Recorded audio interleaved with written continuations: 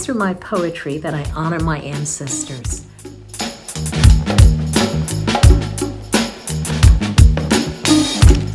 And that I try and preserve the joy and the sense of community that came from friends and family.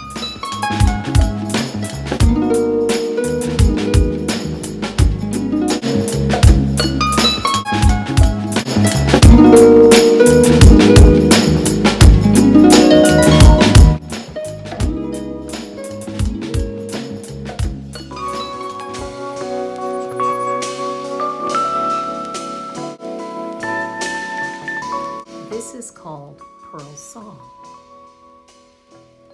My mother, called Pearl, was born in red clay country of Alabama, sapling planted in April, fine, brown Alabama girl, thrust outward into an older man's arms to escape red clay, Jim Crow, and home.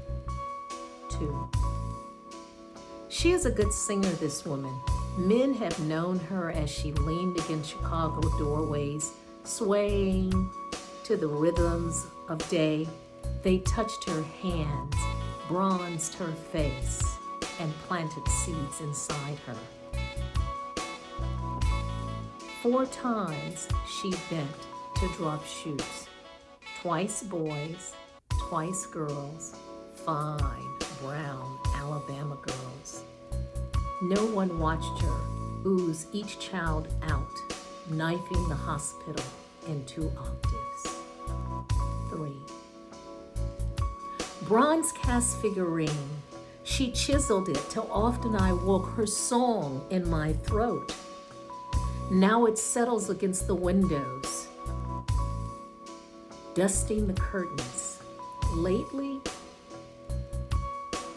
turning into my mirror, I glimpse her.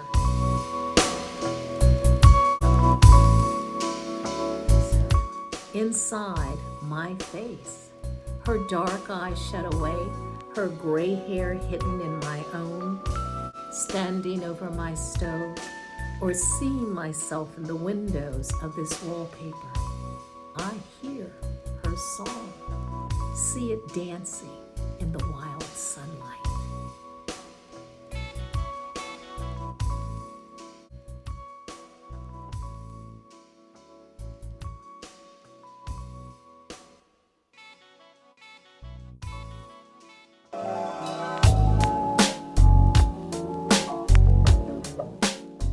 This is a poem that's part of what I am calling a family series. This is dedicated to my stepfather. He and my mom met when she was in her 70s, and he was the love of her life. And he was a father to us in many ways, even though we were adult children. We miss you, Papa Brown. With tears newly minted and shining like new silver coins against our cheek, we smile, point knowingly to the empty chair, and console ourselves with the knowledge that you have gone fishing. We imagine you and God floating leisurely in a canoe somewhere on a clear Minnesota lake, anxious to catch walleye and perch. It is an easy rest for you, comfortable and well-earned after an arduous journey home. And when the fish don't bite, you break heaven's convention and make corn cob and grape wine, even daring to offer God a divine sip or 2.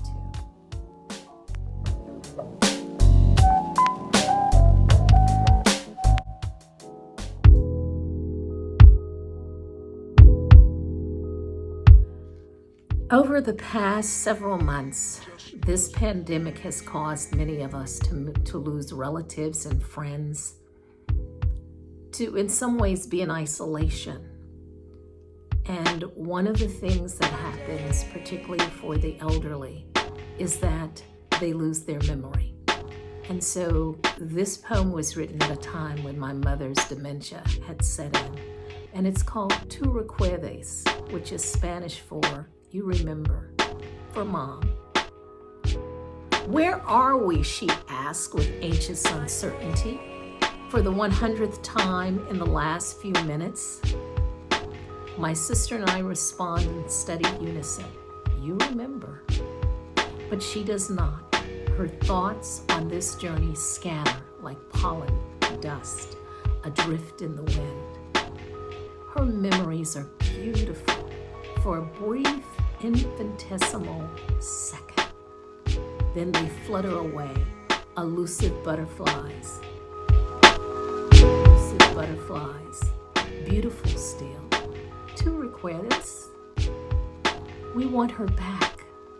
The tall, laughing one who could recall with great acuity her childhood antics, things that happened in the past so many moons ago.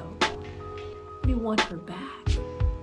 Our longing suddenly interrupted, shattered into oblivion by the redundancy of the question, her personal urgency. Where are we? And the hopefulness of our response, tinged with years of barely visible anger, frustration. Tu recuerdas, you remember.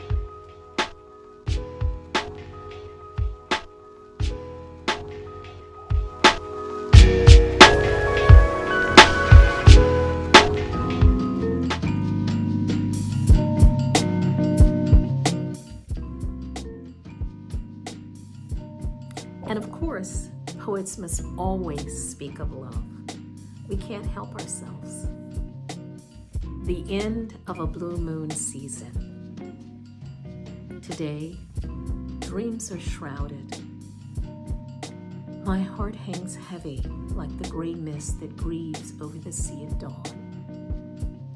When we met, it was under a blue moon. Words spoken became jewel promises, and feelings exploded, sweet and fragrant like ripened blue mangoes. Only memories are left now. Delicate webs to encase the heart. They pull, gentle, like a baby's kiss, to the refrain of a mournful song. Some things were never meant to be.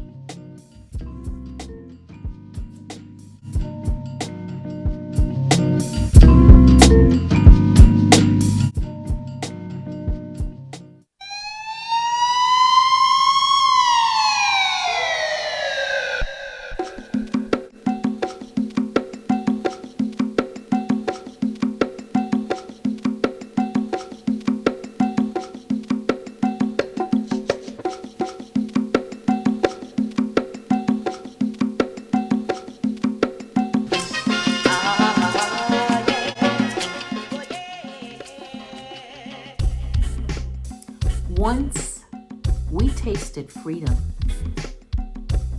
Once we tasted freedom, it was as if the heavens had opened up and poured thunderbolts and heavy rains upon us to wash away the stench of oppression placed upon us by over 300 years of enslavement, followed by decades of political, economic, social, and cultural subjugation.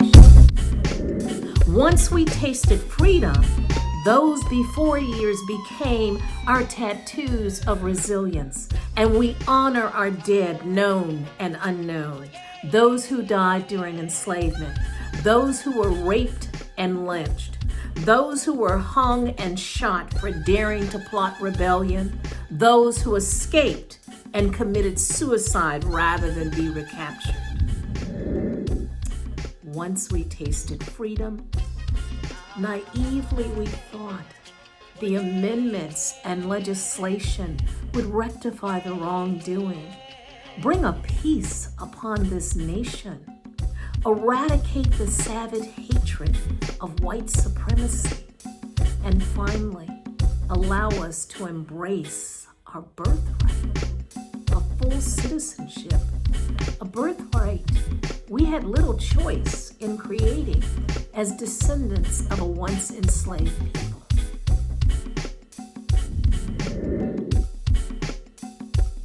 Once we tasted freedom, we believed fiercely that we could face each day as full and equal, plot the course of our lives and those of our children.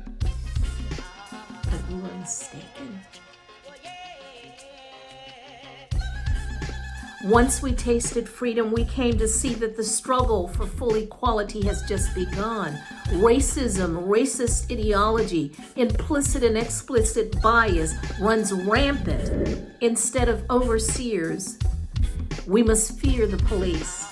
Instead of masters, we must fear conservative politicians who shout, "We will make America great again," without acknowledging that the past they seek, the greatness they want, is one filled with racialized domination over us as a people, as a black people. Black people. But they must reckon with reality. Now that we have tasted freedom, we will not go back. Those days are past.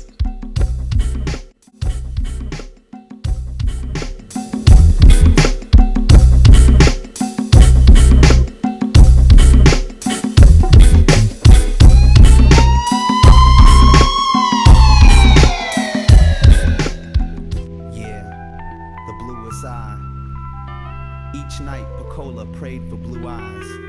In her 11 years, no one had even noticed Pecola. But with blue eyes, she thought everything would be different. The Bluest Eye by Toni Morrison. Yeah, come on. We scared to be ourselves, but ain't afraid to live a lie. We look in the mirror, wishing we had the bluest eye, the whitest skin, and the straightest hair. The black you are, the more your own people are in fear. Filled with self-hate, negative images of the motherland. Scared to be ourselves, but wanna look like the other man. It's deep, sisters get permed, some are asleep. Hate when the hair is nappy, hate when black people speak. Can only hang out with whites. I've seen it all my life.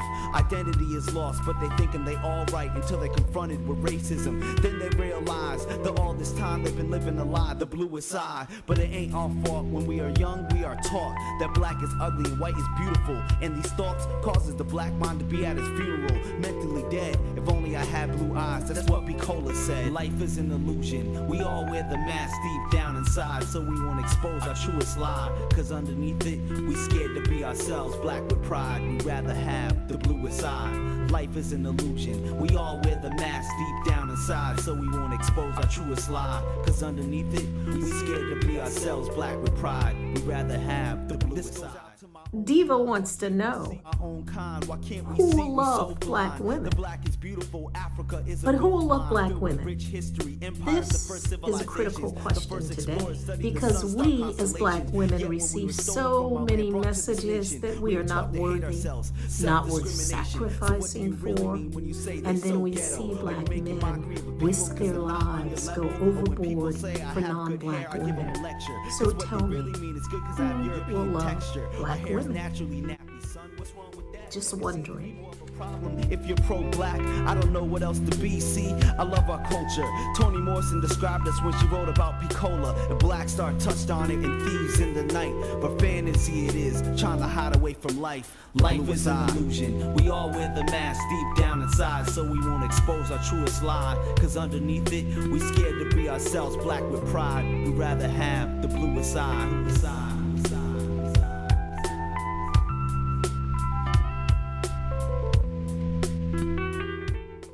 But I think I already know the answer. Us.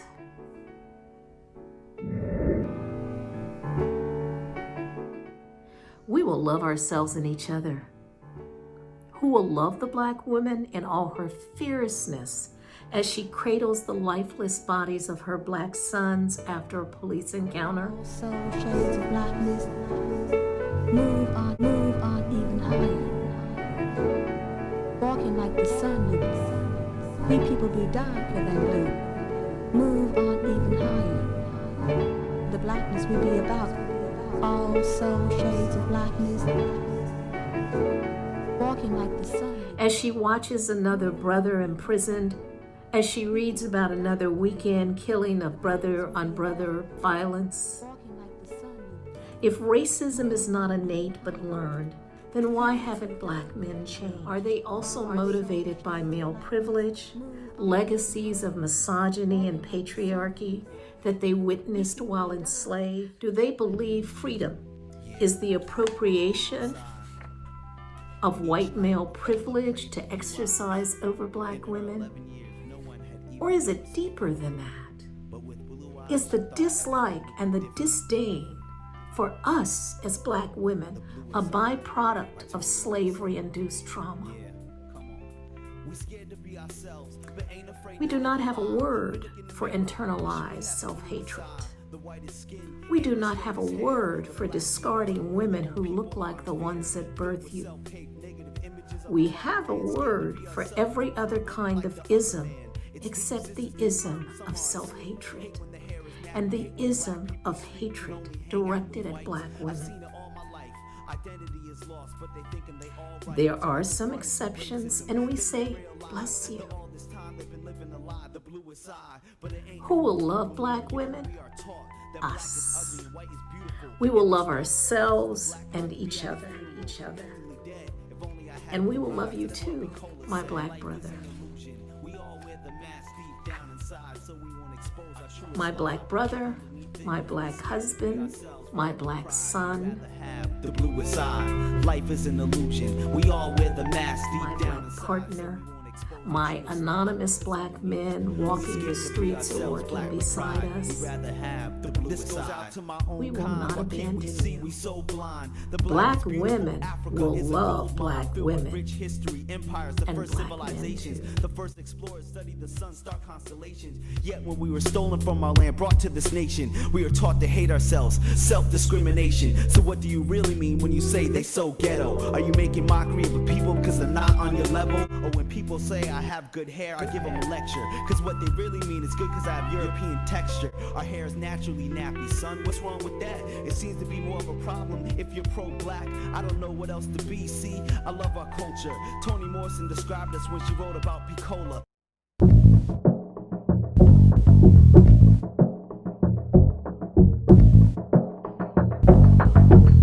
Since May and the death of George Floyd, Breonna Taylor, and many others, we have seen an uprising, unprecedented protests led by youth, by Black Lives Matter.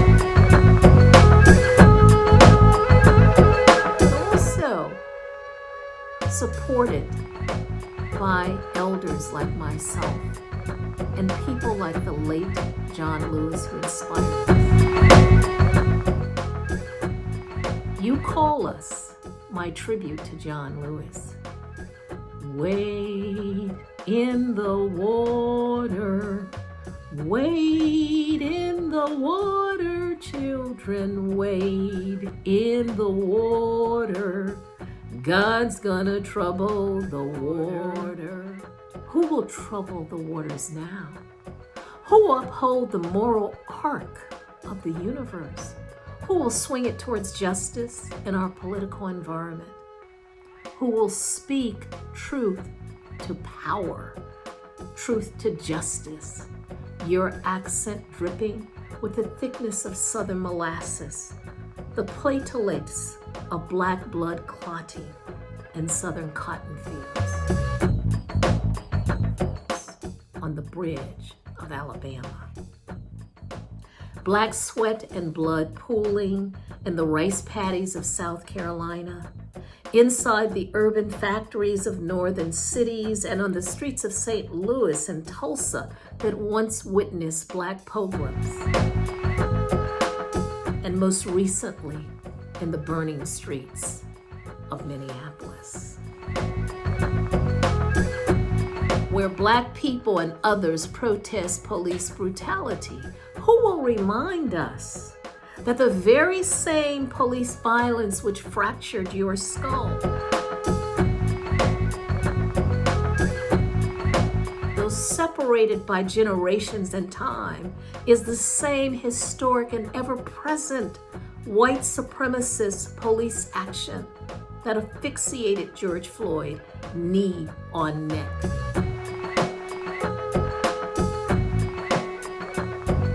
And riddled the bodies of Black women like Sandra Bland, Breonna Taylor, and Atitiana Jefferson, with bullets brimming with hatred. Let us not forget the oh so many suspicious Black deaths while in police custody. But John Lewis, you are still with us. Your stoic and compassionate commitment reminds us, because of you, we can.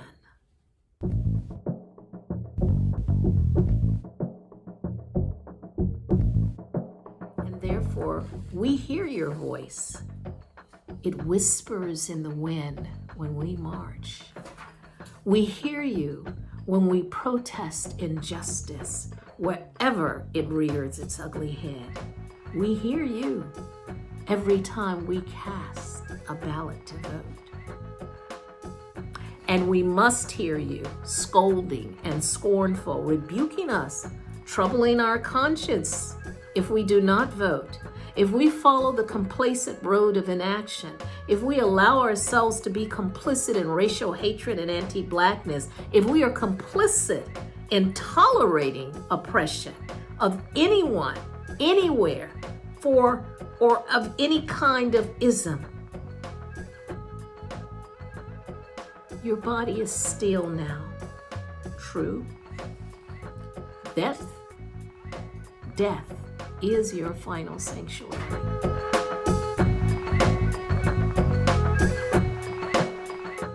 But rest assured, your strong voice forever calls to us.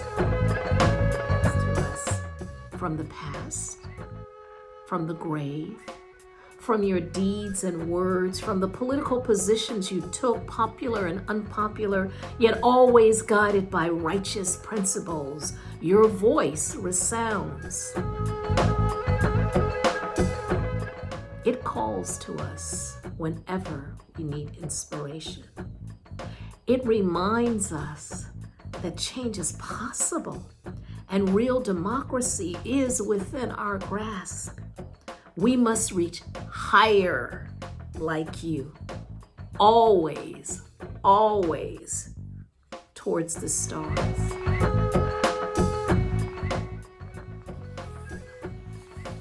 Always towards the impossible dream of freedom.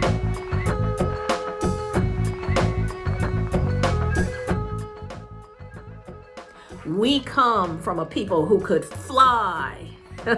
We come from a people who troubled the waters and chose death over enslavement, who chose survival in the face of brutality. We are their descendants. You are their descendants. Today we honor you and practice your dance of good trouble. And to be sure, we will pass these steps on for generations to come.